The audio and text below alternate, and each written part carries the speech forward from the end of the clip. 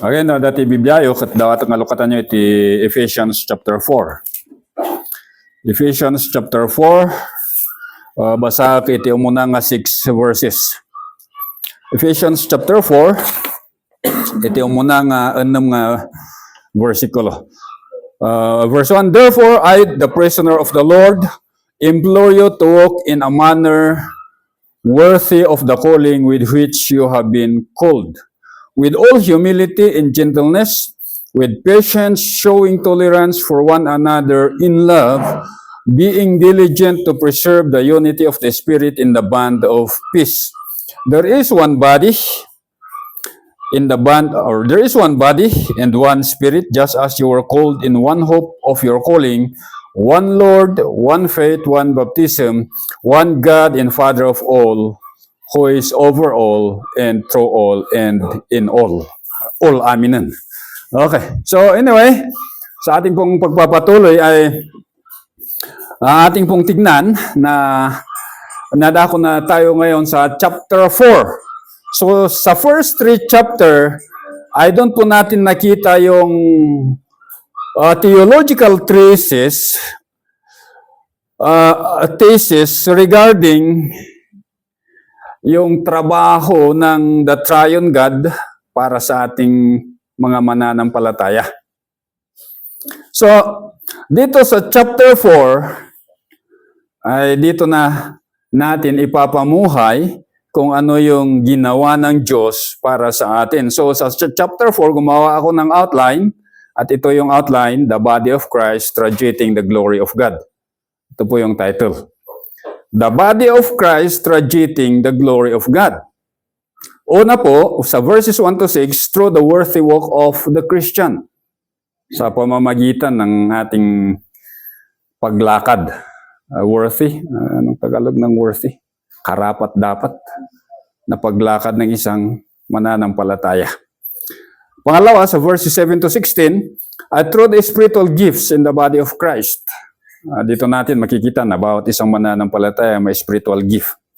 Wala pong non-gifted na Kristiyano. Hindi po natin sabihin na wala akong magamit sa pagpupuri sa Diyos.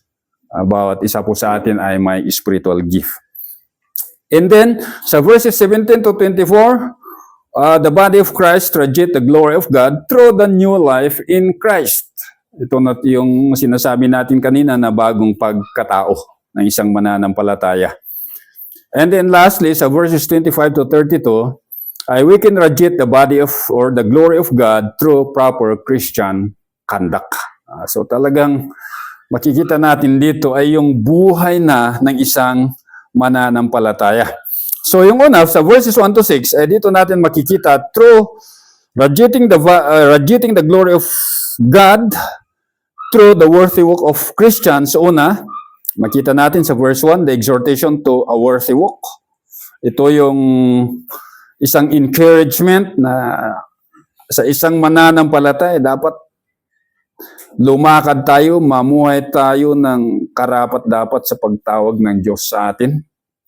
Pangalawa, the manner kung paano tayo lumakad sa verses 2 and 3. And then, sa verses 4 to 6, makikita natin dito the unchanging 7 ones foundation. Magandang aral to. The 7 ones foundation. Ano yung 7 ones? Nakita natin kanina, one body, one spirit, one hope, one Lord, one faith, one baptism, one God. At yun, makikita natin yan. So, sa verse 1, sabi po, therefore, the prisoner of the Lord, therefore I, the prisoner of the Lord, implore you to walk in a manner worthy of the calling with which you have been called. Therefore, sa mga nagtuturo, alam natin to, yung word na therefore, alam natin na ito ay isang term ng conclusion na sa napag-usapan natin sa chapter 1 to 3, with that as the foundation, ano na ngayon ang gagawin mo? So, ano na ngayon ang gagawin natin bilang isang mananampalataya? Sabi po, walk in a manner worthy of the calling with which you have been called. Kaya sabi ng mga theologian, yung word na therefore, ito po ay isang transition from proper doctrine to proper application.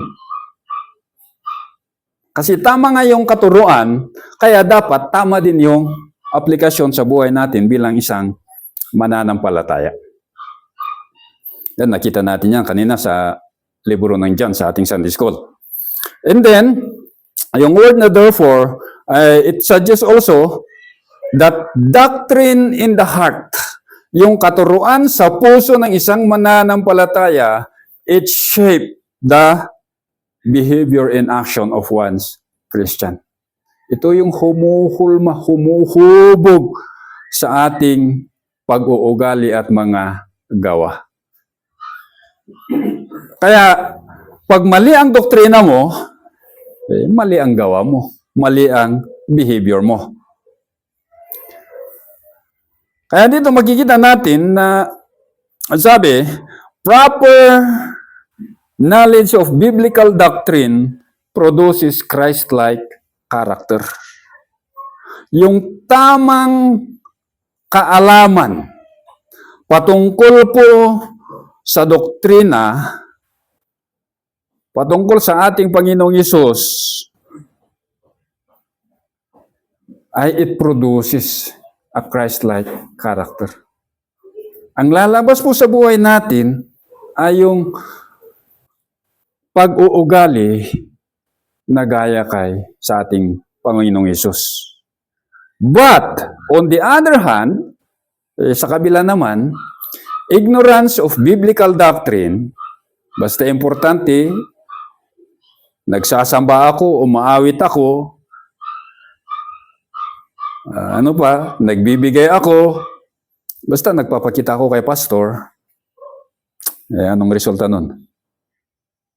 Yun po ay magre-resulta sa isang gullible. Ano ang Tagalog ng gullible? J.R. Sab. Kanan na amin, awan tipilpilian na. Isang matakaw. Matakaw na Kristiyano, pero double-minded. Ang daming Kristiyano na ganito. Matakaw nga siya. Kung may Bible study, andon siya. Kung may programa ng church, andon siya. Ang problema, hindi naman lumalago. Marami na akong nakita na ganito. At minsan, isa rin ako sa kanila. Isa rin ako sa kanila. Mas lalo na pag may darating na ang mga yun, yung mga programs ng mga churches, mas lalo kong masaya. Mas lalo kong nakakaakit sa laman. Mas lalo kong pasyalan. Outing. Nakita niyo ba yung yung meme nila? Meme ng mga churches. Sabi doon, pag prayer meeting, mangilan-ilan daw yung nasa upuan. Pero pag outing, nako, pati yung taplod may tao. Gullible but double-minded Christian. Ito po ang problema ng karamihan sa atin na isang mananampalataya. Amin tayo ng amin sa mga tinuturo sa atin, pero lumalabas naman sa isang tenga. Kaya dito, makita natin na pinapakita that there is a balance between doctrine and application. Makikita natin yan mamaya. So, therefore, babalik tayo ng chapter 1. Ano ba kasi yung therefore ng chapter 1? Sa verses 3 to 14, anong ginawa ng Diyos doon? God bless us with every spiritual blessing in the heavenlies in Christ Jesus. Saan patungo yun? To the praise of the glory of His grace. Yun po yung pinaka-purpose ng spiritual blessings. To the praise of the glory of His grace. Sa verses 15 to 20, ng chapter 1, dito natin nakita yung panalangin ni Apostle Paul. Ano yung kanyang panalangin? Para sa mga mananampalataya. Sabi po, that we might know the hope of His calling. Malaman natin yung pag-asa ng pagtawag ng Diyos sa atin. The riches of the glory of His inheritance in the saints. The riches of the glory, di ko ma-explain to kasi hindi pa ako nakakarating sa glory. Pagbalik ko siguro pwede. Anyway, there is that riches na actually hindi natin lubos na maintindihan sa ating mga isipan. But there is that hinanda ng ating Panginoong Hesus na mana para sa mga mananampalataya. And then, there is that surpassing greatness of His power toward us who believe. Meron yung kakayahan na binigay ng Diyos sa atin na isang mananampalataya. Na kung saan, binigay niya to, sabi nga, when He raised Christ Jesus from the dead and seated Him at His right hand in the heavenlies. Actually, ito ay isang spiritual na kakayahan actually. Hindi to yung physical na kalakasan, hindi to yung pwede yung sinabi mo ay mangyayari, hindi po. It is a spiritual blessing or spiritual na kakayahan na siguro ito is yung pagpapatuloy po natin sa panambahan sa Kanya. So, the chapter 2 concluded with the verse, nga sabi doon, God gave Christ as head over all things to the church, which is His body, the fullness of Him who fills all and in all. So, sarap na ano, yung conclusion ng chapter 1 pala. So, sa chapter 2, ang ipagpatuloy po natin, sabi, sa bungad ng chapter 2, sabi doon, you are dead in your trespasses and sins. And you walk according to the lust of the flesh, according to this world. Ito yung lakad nyo noon. Sinong may lakad noon? Yung iglesia, the church. That is the walk of the church before. That is our gloomy status. Gloomy status in the past.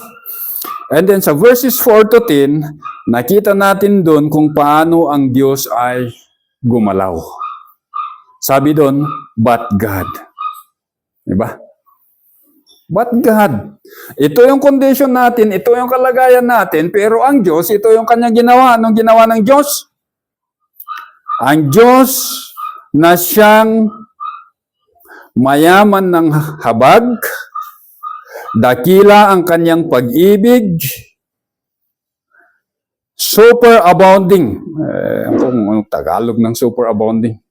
Basta, walang limit, unlimited ang kayamanan ng kanyang biyaya. Anong ginawa niya? He saved us. Niligtas niya tayo. Niligtas niya tayo. He make us a new creation in Christ to do good works which He prepared beforehand that we should walk in them. At ito, yun yung matatalakay sa chapter 4. That walk that God has prepared, yung hinanda ng Diyos na paglakad natin even before the foundation of the world. So, pupunta tayo ng verse 11 and 12. Dito ulit, makikita dito, He singled out yung mga Gentile Christians. Anong sabi niya sa mga Gentile na Kristiyano sa verses 12? Walang-wala kayo, mga Hentil. Kasi ang mga Hentil, anong sabi doon? You are separate from Christ, you are Christless, excluded from the commonwealth of Israel, strangers to the covenant of promise, no hope, no God. Just imagine yung karumal-dumal or that gloomy status natin noon, ano? Na talagang walang-wala. But then, we have the second adversative contrast. Sa una, sa verses 1 to 3, you are dead in your trespasses and sin, ang sagot doon, but God. Dito, na tayo ay walang-wala, tayong mga Gentile Christians ay walang-wala, ang sagot doon, sabi sa susunod na verse, but now in Christ Jesus. So, makita natin doon. Yes, ganun tayo noon. Pero ngayon kay Kristo, ano tayo ngayon? But now in Christ Jesus, both Jews and Gentile Christians are reconciled to God.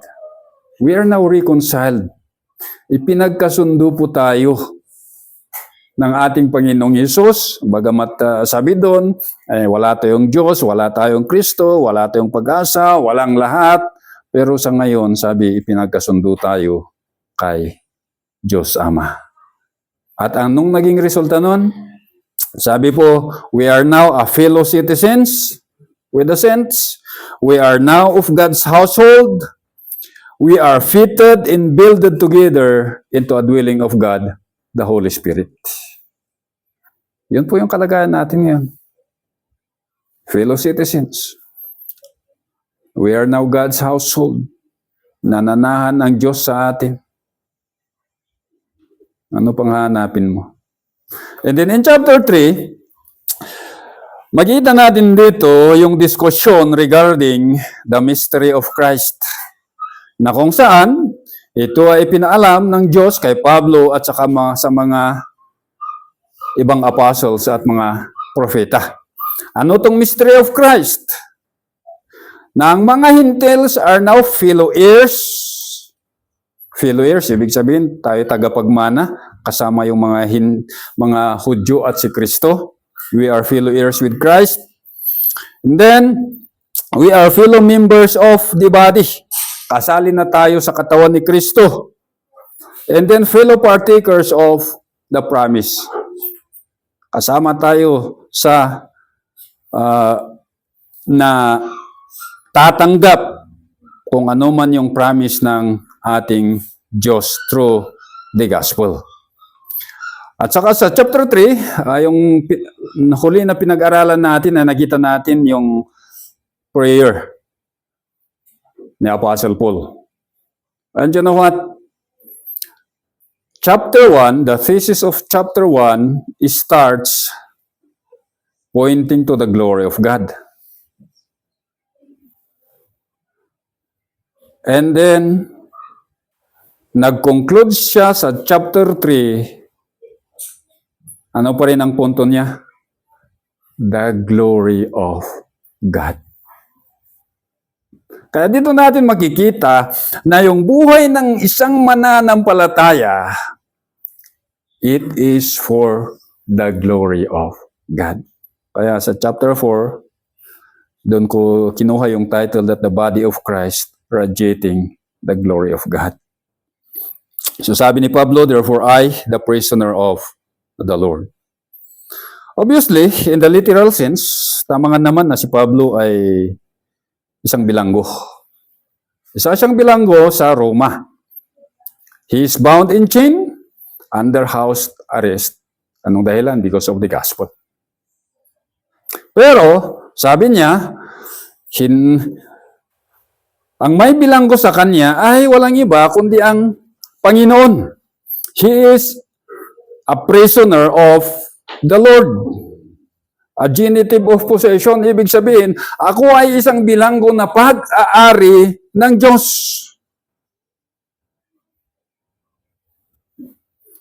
Na dito, makikita natin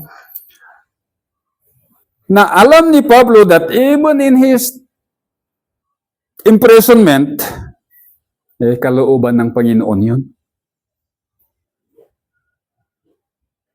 Kaya ang daming what ifs, What if hindi na bilanggo si Pablo? What if sinagot ng Panginoon yung dalangin ng mga maraming Kristiyano na si Pablo ay hindi mabibilanggo? That is one of their prayer.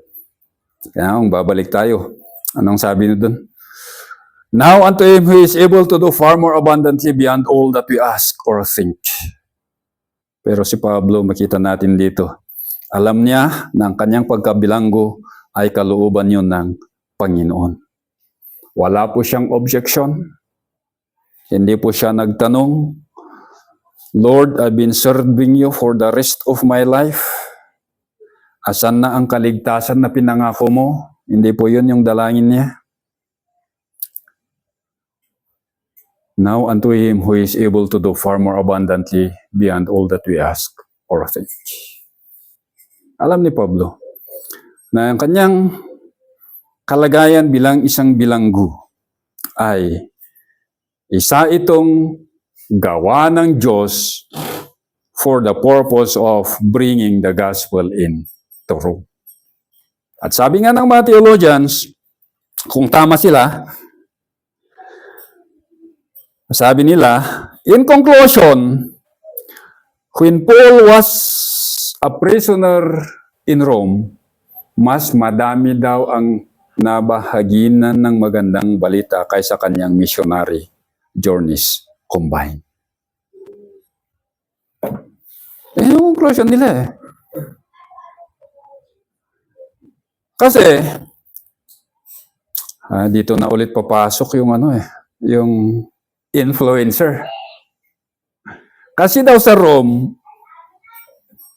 kadalasan yung mga tao na nakakahalubilo ni Apostle Pablo ay yung mga high status. Kaya pag na-reach out mo yung isang malaking tao, ewan ko kung gaano kalaki yung tao, sabi nila, kadalasan susunod yung family nun. Kaya in evangelism, sabi nila, kunin mo yung tatay, kunin mo yung kung sinong may influensya sa family, susunod yung kanyang family. Ayan ko kung totoo yun. But anyway, ayun daw yung nangyari. Kaya alam ni Pablo that he is the prisoner of the Lord, wala siyang objection, wala siyang ibang magawa, kundi sumunod kung ano man yung kalooban ng Diyos para sa kanya. Whether that be in the missionary journeys, sa dagat, kung saan pa man, he obeys. Because, anong dahilan? Isa siyang bilanggo na pag-aari ni Kristo. So as a prisoner of the Lord, sabi niya, I implore you to walk in a manner worthy of the calling which you have been called. Implore. Parakaleo. Parakaleo. Ito ba yung isang salita na nawawala na sa ating individualistic world? Kasi, grabe na, lakas na ng influensya ng Western world sa atin. Kaya mo yan, kahit mag-isa mo, kaya mo yan. Hindi mo na kailangan ng kasama dyan.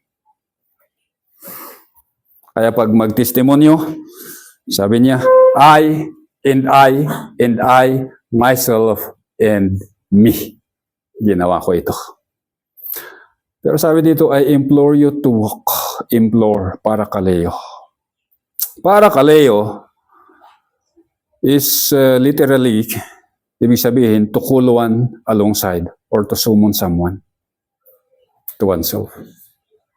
Ibig sabihin mo, halika rito, sama tayo.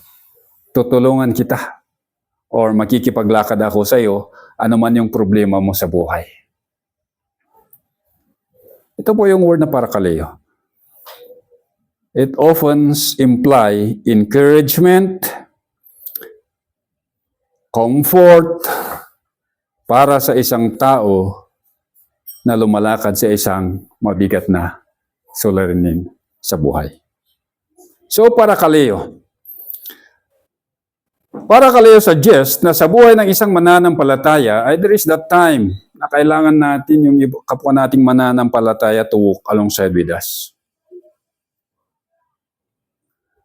Hindi po natin masabi na we are an island. Sino sa'yo ang isang isla that you can, you can thrive with your own. Everybody needs somebody. Always bear that in mind. Everybody needs somebody at some point in our life. Hindi po natin kayang lumakad mag-isa. Maalala nyo kung bakit ang ating Panginoong Hesus, nung nagpadala siya ng mga apostles, ay palaging may kasama sila. It's either 2 by pairs. Kasi nga, we need somebody to encourage us. Kaya, find a friend na kung pwede kang magsumbong sa kanya na hindi niya isusumbong sa iba. Yan yung yan yung problema sa ngayon Di ba? Bihira na yung mga taong ganun na yung sikreto na sasabihin sa iyo hindi niya isisikreto rin sa kabila. But that is that is parakaleo. Someone who walks alongside to encourage. Kailangan natin to. Bakit ko ba sinasabi to? Even the Lord Jesus Christ, kailangan niya si Peter, James, and John at the garden. Kahit pa man yung tatlong to ay tulog yan. Alam niyo yung tulog yan? Hindi sila theologian. Tulog yan. Mahilig silang matulog. Imbis na andun sila to pray with the Lord Jesus Christ as a theologian or as an apostles, they are there to sleep. But still the Lord Jesus Christ needs sleep to bring comfort to you. Kung titignan natin, si Apostle Paul, nung Saul pa siya, di ba kinailangan niya si Barnabas? To fetch him out of Tarsus at dalhin siya sa Antioch. At doon nagsimula ang kanyang ministry. Sino po ba? Sabi ni Paul kay Titus, please come at Nicopolis. Kailangan kita doon. So even great man needed somebody to walk alongside with them. Kaya ito po ay challenge sa atin na kailangan natin Kailangan natin ng ibang tao to walk alongside with us, especially nung time na we are very much in problem. So, sa context nito, sabi, I implore you to walk in a manner. Alam natin yung walk na ito, it is peripatio. Pinapakita kung ano yung lakad natin bilang isang mananampalataya. Yung word na manner, axios, dito nang galing ang salita na axle, yung axle ng sasakyan. Ano ba yung purpose ng axle ng sasakyan? To preserve the equal way of the wheels. Para yung dalawang gulong ay at least walang matutumba. So yung word na axios, ibig sabihin, equal way on both sides of a scale.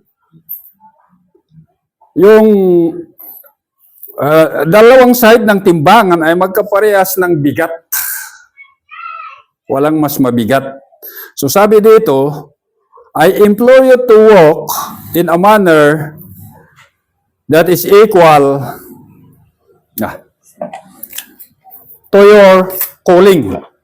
Ano yung calling natin?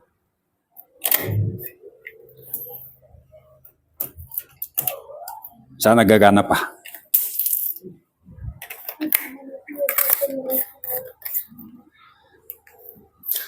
So sabi dito is sound check. Wala. Sound check. Sound.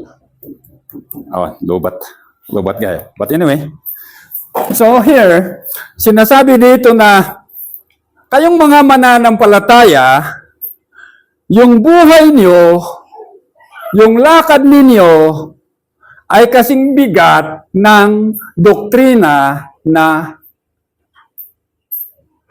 pag-aralan or na ituro sa inyo. So balance. Balanse po siya. Hindi sinasabi na bahala na, importante doktrina, bahala na yung lakad. Nangamongan niya po Diyos EJ. Yung sabi po, your walk, yung buhay mo, yung lifestyle mo, kaparehas ang timbang ng doktrina na ituro sa inyo. Ganon po kahalaga yung doktrina eh. Kasi kung titignan natin, itong mga Ephesian Christians, anong lakad nila noon? They walk according to the course of this world. Yun po yung lakad nila noon. Pero as new creation in Christ, ano na ngayon ang kanilang lakad? Sabi po, you are to walk in the good works which God has prepared beforehand for you. Yun na yung lakad mo ngayon. Di bali na yung nakaraan. Lakad mo nung nakaraan yun. Pero sa ngayon, sabi niya, you walk in accordance with the good works which God has prepared beforehand for us. So, makikita din natin itong encouragement na ito sa Colossians chapter 1, verse 9 and 10. Sa Colossians chapter 1, verse 9 and 10, sabi po, for this reason, since the day we heard of it, we have not ceased to pray for you, and to ask that you may be filled with the knowledge of His will, with all spiritual wisdom and understanding, so that you will walk in a manner worthy of the Lord. You will walk. Lumakad kayo na naaayon sa ating Panginoon. 1 Thessalonians 2:11 and 12, sabi po, so that you would walk in a manner worthy of God who calls you into His own kingdom in glory. So yung lakad po natin, sabi po, we will walk in a manner worthy of the calling which we have been called. Calling. Ang calling ay ito yung masarap na usapan sa Bible College. Bakit ka nanginginig? Kasi lamig doon sa sinipsip eh. Bakit ka ba nanginginig? Kasi I am cold. Nilalamig ako. Cold. Kaleo. Kaleo, ibig sabihin, isang pagtawag. Minsan sabi, halika dito. Or minsan, tatawagin mo siya sa pangalan. Gaya ng sinabi ni Jesus Christ kay Simon. Sabi niya, thou art Simon, but now you shall be called Cephas. Ay, wala po akong karapatan na magtawag ng ganun eh. Sana meron para mabigyan ko lahat kayo ng pangalan. Pero wala, si Kristo lang yun. Kaya nung tinawag na si Simon, sabi niya, you are Simon, pero sa ngayon, you shall be called Cephas. So yung word na kaleo, ibig sabihin, hindi lang ibig sabihin to isang pagtawag. It is sometimes used to summon, gaya ng may sulat ka galing sa isang huwes o isa sa barangay na tumatawag sa inyong atensyon na kailangan pumunta ka doon. Or to invite. Yung word na invite ay gaya ng sa parable ng wedding feast na kung saan sabi, the wedding feast is ready. Halina kayo, punta tayo, kain tayo. So cold, yun po yung word na cold.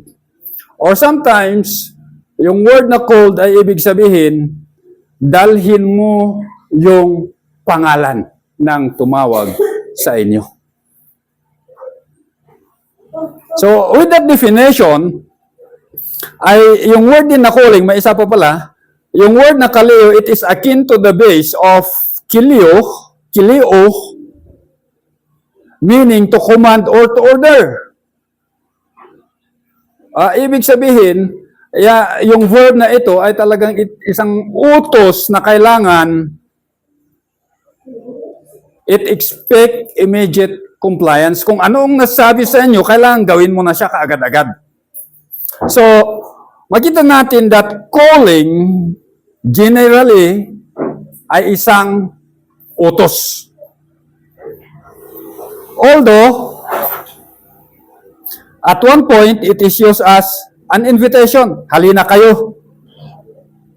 So, with that, makikita natin na ang pagtawag ng Diyos sa isang mananampalataya, sa akin with the definition of the calling, sa akin, isang kautusan. Hindi po siya invitation. It is a command. Bakit nga ba it is a command? Kasi kung titignan natin, the calling, articulated siya. Yung verb na called, passive siya, passive indicative. So, kung titignan natin, bakit nga sinabi kong na isang kautusan? Kasi, kung babalik tayo ng chapter 1, sino ba yung mga mananampalataya? They have been chosen and predestined to adoption as sons before the foundation of the world. So, bago paman nilalang ng Diyos ang mundo na ito, sabi doon, yung mga mananampalataya ay pinili na ng Diyos at they were predestined to adoption as sons. At sa chapter 1 din nakita natin na itong mga pinili ng Diyos sa nakaraan ay they were redeemed, tinubos, they were reconciled, ipinagkasundo, they were forgiven of all their trespasses sa cross. So ano na ang gagawin ng Diyos sa kanila? Tawagin na! You come and be a part of the body of Christ. It is an marching order. Although, ang problema, hindi natin alam kung sino. Kaya doon po lalabas yung sinasabi nila na general call. Na talagang yung gospel ay kailangan maibahagi sa lahat ng tao para yung mga tao na ito na hinirang ng Diyos, na tinubos ng Diyos, ay maging part ng body of Christ. So, dito makita natin, how did God summon us? Paano tayo tinawag ng Diyos? Sa chapter 2, sabi doon, He made us alive together with Christ. Binuhay tayo kasama si Kristo. Binigyan tayo ng buhay. And then, He raised us together with Christ. And then He seated us with Christ in the heavenly places. Hindi lang yun. Ang kanyang pagtawag ay binigyan niya tayo ng pangalan. He gave us a name. Hindi ko lang alam kung anong pangalan ito eh. Siguro, ang sikat na pangalan sa ngayon is Christian because we bear the name of Christ. Pero I don't know kung darating tayo sa langit na bayan kung ano talaga itong pangalan. But He gave us a name. And we bear His name. Saan man tayo mapunta, ay dala-dala po natin ang kanyang pangalan. So sabi dito, you walk in a manner worthy of the calling which we have been called. So yung buhay natin, it is in equal way sa pagtawag ng Diyos sa atin. So yun, nakita natin yung summon ng Diyos, His call to salvation, His call to give us a name, to bear His name. Paano yun? In the church and in Christ. So isa siguro na illustration na makikita natin sa katuruan sa John, ito yung tinuro ni Brother Eric noon. Anong sabi ni Kristo sa kanyang pagtawag kay patay na Lazarus? Maalala niyo yung tinuro ni Kuya Eric? Sabi doon, Lazarus, come forth! Hindi niya sinabi na, Lazarus, kung nanaisin mo, lumabas ka dyan. Hindi po. With an authority, sabi niya, Lazarus, labas ka na dyan. Paano lumabas si Lazarus? Maalala niyo yung kwento? Nakabalot pa siya. Ewan ko kung ganyan. Kasi balot na balot eh. Parang ganyan yung pagtawag ng Diyos sa atin. It is a command that He called us out from the dead and bring us in the body of Christ in order to radiate His glory. Sa ating pamumuhay bilang isang mananampalataya. Alam ko minsan, sabi ko sa aking sarili, nakakahiya naman Lord, kasi hindi ko talaga na ipapamuhay yung pagtawag mo sa akin.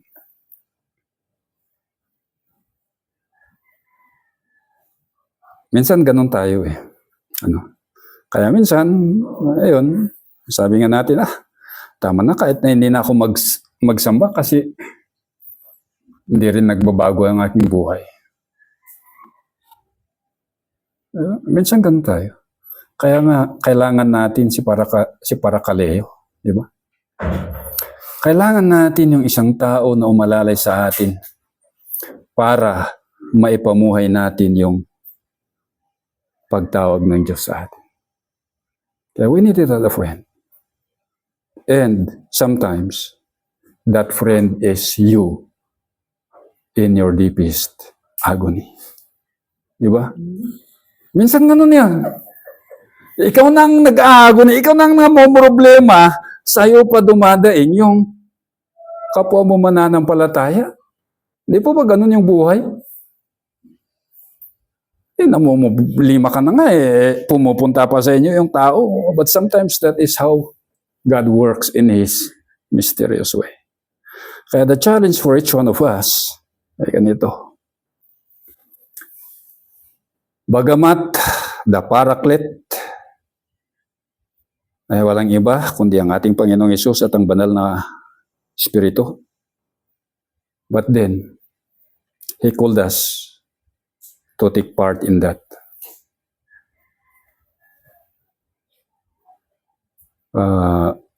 Sa trabaho na yun. We can never become the Paraclete, but we can become a Parakaleo for our brethren. So shall we pray? Father, we thank you that you have chosen us.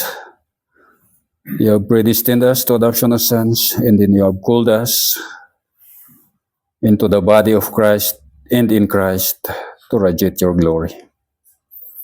And Father, alam po natin na sa buhay namin ay minsan, each one of us walk